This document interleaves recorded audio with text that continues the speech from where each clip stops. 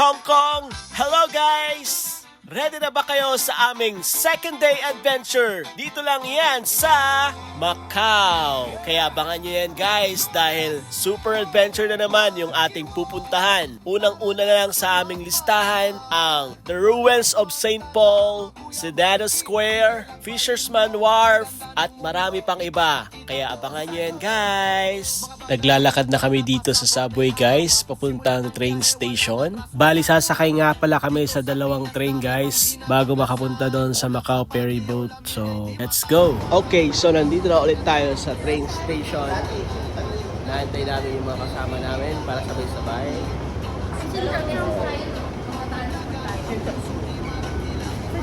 Tapos bababa. Sakay ulit kami ng train guys. Punta kami ng Macau.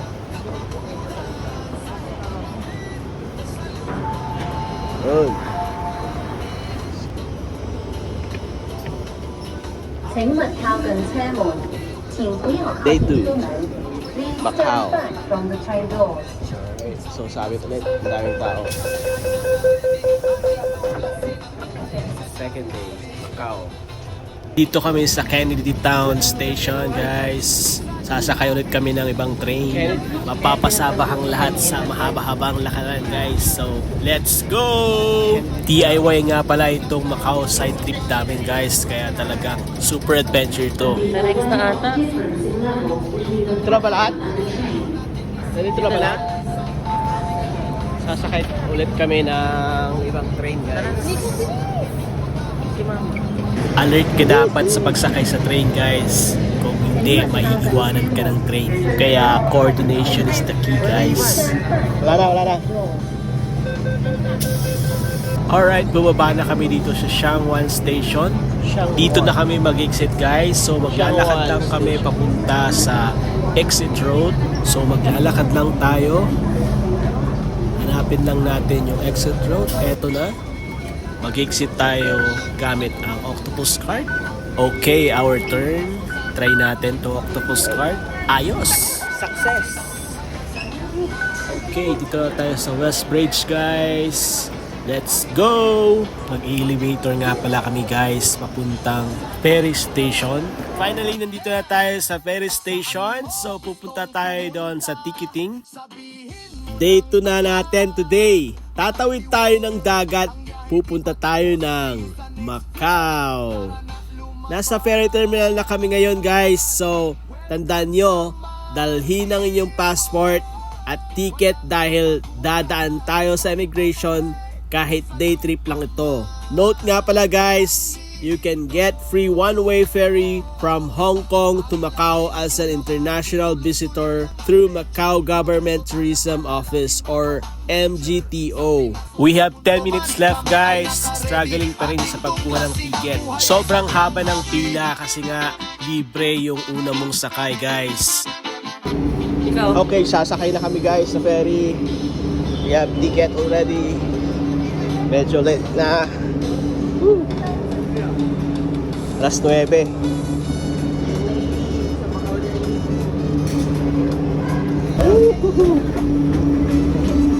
Sakay na kami guys. Dito na kami sa Turbojet Ferry. Good. Good morning. Yes. We're here already. Window.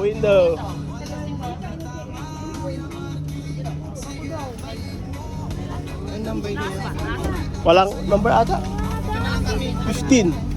Guys, libre nga pala itong sinakyan namin. Paano mag-avail? Available with operators like Turbojet and Cotai Waterjet by showing proof of arrival in Hong Kong within 7 days. Flight transportation ticket to get a complimentary ticket online or at counters usually until late 2025. How to get your free ticket? Eligibility: you must be an international visitor with a valid foreign passport and proof of arrival in Hong Kong within the last 7 days. Flight boarding pass, e-ticket, or transport receipt. Operators, look for Fly You to Macau. Promotion by MGTO on the official website of Turbojet and Cotai Waterjet. Booking? Go to operator's website Turbojet or Cotai Waterjet. Fill in your travel details and select MGTO Fly You to Macau under promotions. Select economy class and ensure the travel date is within 7 days of your Hong Kong arrival. Proceed to payment. It should show as HKD 0.00 or wala dapat pabayaran and confirm your booking. Hi guys, dito na nga pala kami sa Macau. Sumakay nga pala kami ng bus guys. Pupunta kami sa Senado Square at aakyat kami papuntang Ruins of St. Paul. Alright, so abangan nyo yan guys. Sa himpapawid o sa lupa man walang Pababa na kami ng bus guys papuntang Senado Square at pupunta kami doon sa Ruins of St. Paul. So abangan nyo yan guys. Medyo malamig ang panahon ngayon guys. Hindi katulad nung pagpunta namin dito nung May. Medyo mainit. So sa tingin ko magandang maglakad ngayon. So ngayon naglalakad kami papuntang Senado Square. So tatawid kami dito sa pedestrian way. Dami ang mga turista dito guys. So pati pagtawid pila-pila rin. So watch out guys. Nandito na tayo sa Senado Square. Dami nang nagpapapicture ng mga turista guys. Katulad ng mga kasama ko, kanya-kanyang picture na.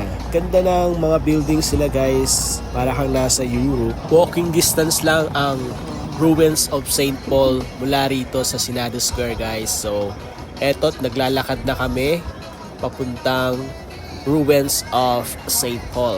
Welcome to Portugal! Senado Square, Macau. Ang ganda ng wave pattern ng tiles guys. So para ka talagang nasa Portugal.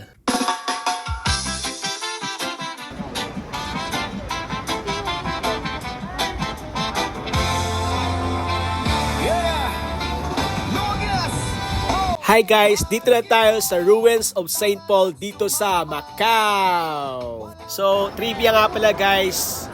Pasad na lang pala ito or front na lang yung makikita nyo dito sa simbahan kasi nagkaroon ng malaking sunog dito noong 1835. So eto na lang ang natira sa simbahan. Pero tignan nyo naman guys, ang ganda-ganda pa ng front ng simbahan. Talaga namang pang Instagrammable. At marami pang nagpapapicture dito dahil sa ganda ng struktura. Guys, kailangan ng matinding pasensya para sa solo picture dito.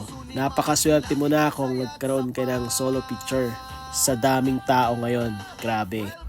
Bababa na tayo guys papuntang Senado Square kasi doon tayo sasakay papuntang Fisherman Wharf. Pero bago yan guys, bibili muna tayo ng mga pasalubong dito. Medyo mainit na guys kasi direct na yung araw. Pero pag nasa lilim, malamig naman. Parang Baguio feels lang. Eto na nga't bumili na ng mga pasalubong yung mga kasama ko gaya ng Portuguese egg tarts, pork chop buns, seaweed pork roll, smoked dried pork, almond cookies all pulburon at marami pang iba. Nabusog na nga kami sa mga pa-pre-taste nila. Grabe talaga guys. Kaya tara na guys, dito na kami ngayon sa bus.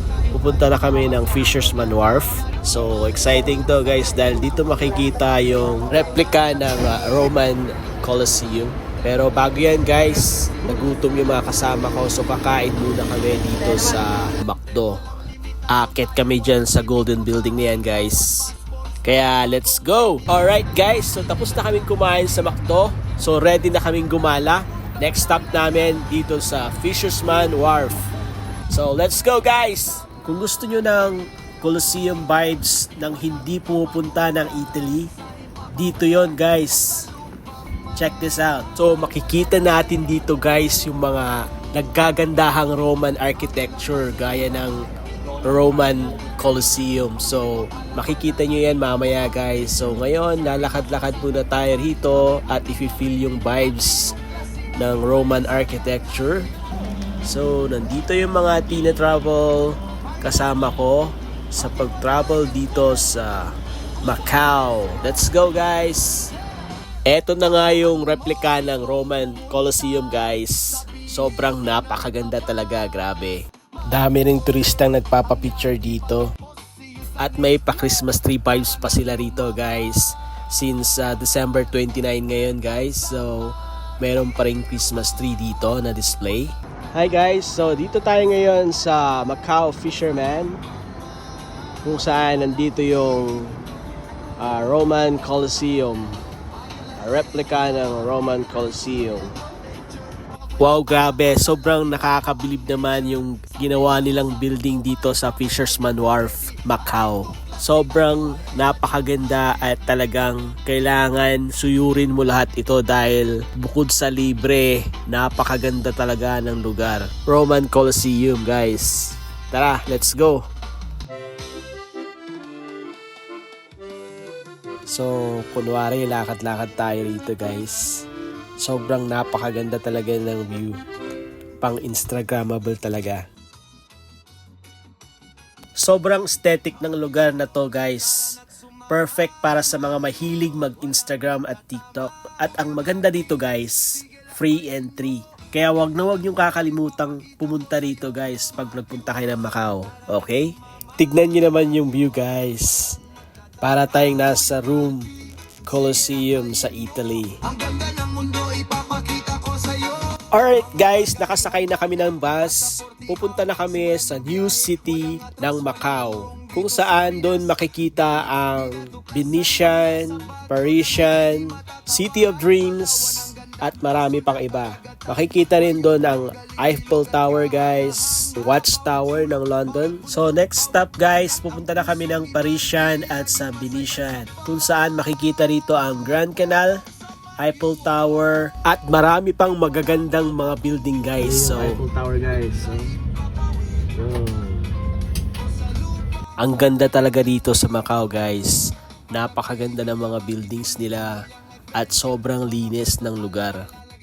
Dito na nga pala tayo sa basement ng Parisian. Bababa na tayo guys. Ano nga ba ang makikita rito sa Parisian? Well, eto na guys. The Parisian Macau is both luxury hotel and large shopping mall, featuring a half-scale Eiffel Tower, numerous shops, shoppers at the Parisian, restaurants and casino facilities, all part of a larger integrated resort of Macau's Cotai Strip.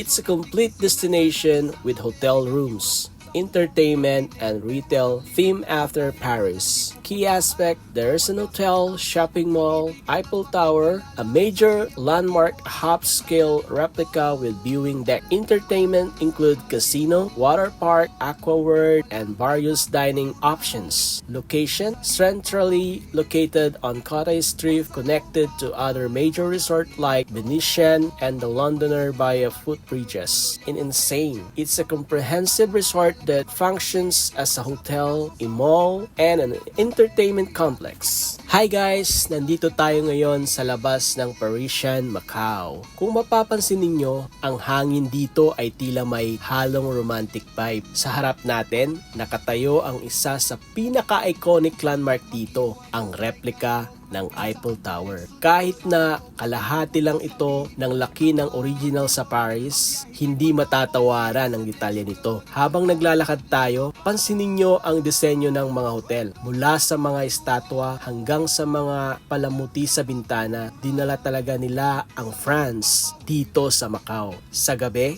ang touring ito ay nagliliwanag sa iba't ibang kulay. Pero kahit ngayon, kitang-kita pa rin ang ganda ng bakal na istruktura nito. Habang lumalayo tayo ng kaunti sa Parisian, tumingin kayo sa paligid. Ang arkitektura rito ay halo-halo. Makikita rin natin ang mga impluensya ng Church of Barcelona o ang Gothic at Baroque na estilo na nagpapaalala sa atin sa Spain.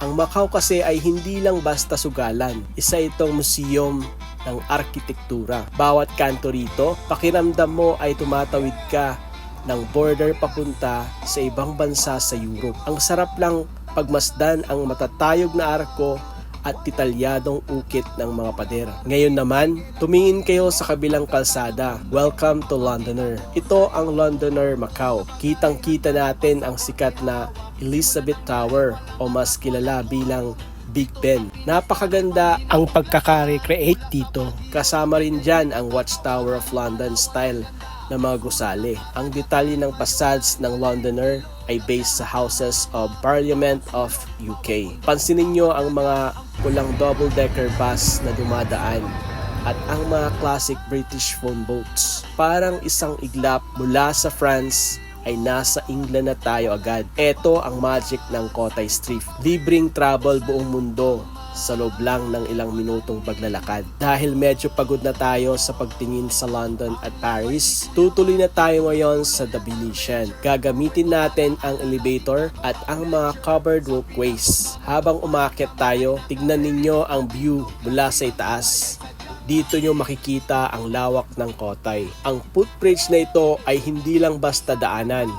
Isa itong viewing deck. Mula rito, perpekto ang anggulo para sa isang panoramic shot ng Eiffel Tower at sa kabila ay ang Big Ben sa kanan. Ang linis ng kalsada, ang ganda ng landscaping at ang serye ng mga luxury hotels ay talagang nakakamangha. At heto na nga tayo. Papasok na tayo sa The Venetian, Macau. Mula sa labas ng mukhang Douglas Palace sa Venice, pagpasok natin sa loob ay sasalubungin tayo ng mga fresco sa kisame na gintong-ginto ang kulay. Mula Paris hanggang London at ngayon, narito na tayo sa Italia. Welcome sa Venetian. Aakalain mong nasa outdoor tayo dahil sa malalangit na kesame. Pero guys, nasa indoor tayo. Ano nga ba ang makikita rito sa The Venetian? The Venetian Macau is a luxurious integrated resort located on the Cotai Strip in Macau, modeled after its sister property in Las Vegas. It is one of the largest casino resort in the world, offering a massive blend of entertainment, shopping, and high-end accommodation. Italian theme experience. The resort features a meticulously recreated Venice atmosphere, complete with indoor canals, gondola rides, and San Luca Canal side shopping. Bass amenities. Visitor can enjoy multiple outdoor pools, a wide array of flash international restaurants, and an expensive gaming floor. Shops in Venetian. It houses over 300 retailers ranging from high street brands to luxurious boutiques, all set under ceiling painted to look like a perpetual blue sky. Entertainment hub. The property includes the Korai Arena for major concerts and sporting events, as well as the large theater for residency show. Habang dumidilim, mas lalong gumaganda ang Macau, guys. So, welcome to Kotay Street. Tignan nyo naman yung Eiffel Tower. Nagniningningan, feeling nasa France na rin tayo. Grabe, ang ganda.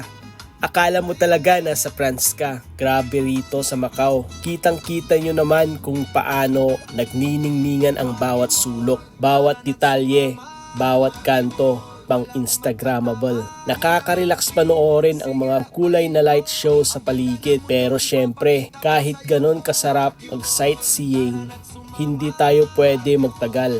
Ayan, kailangan na nating magmadali. Nag-enjoy tayo masyado pero oras na para tumuloy sa susunod na destinasyon. Nandito ako ngayon sa loob ng ground floor ng Parisian. Grabe, pati sa loob, napaka-ingrande pa rin. Pero kailangan na nating bilisan ang hakbang dahil hahabulin natin ang bus. Target natin ngayon ay makasakay ng bus papuntang Hong Kong sa pamamagitan ng HCMB or Hong Kong Shuhai Macau Bridge. Mabilis lang ang biyahe pero kailangan on time tayo. Macau for now, Hong Kong later. Let's go! Dito na kami guys sa Hong Kong. Sobrang nagutom kami kaya kumain kami ng Hong Kong authentic noodles. Sobrang sarap guys at talagang nabusog kami. Mga ka-Marky World, huwag nyo namang kalimutang i-like, i-follow o mag-subscribe para sa mas marami pa nating travel adventures. Tandaan, Marky World, ating mundo, ating adventure. Saan tayo pupunta next? Kita-kits ulit! Bye!